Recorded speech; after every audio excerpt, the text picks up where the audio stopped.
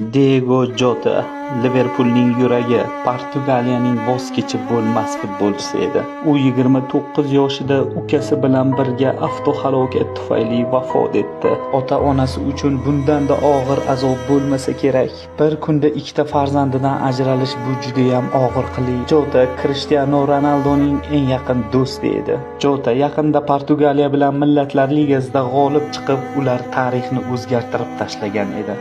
Lekin ajal hech narsani kutmas ekan, u bizga juda ham yaqin turgan ekan. Jotaning puli, mol dunyosi juda ham ko'p edi, lekin pul ham ajalning oldida ojiz qoldi.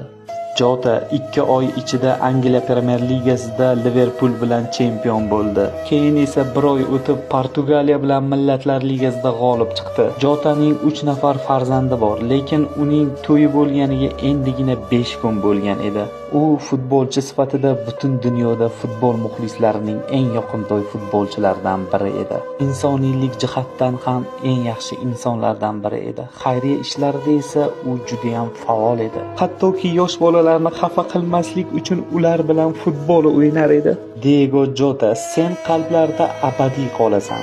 Sen futbol uchun nima qilish kerak bo'lsa barchasini qilding. Senga rahmat, sendan minnatdormiz. Joying jannatda bo'lsin, futbolning tirik afsonasi.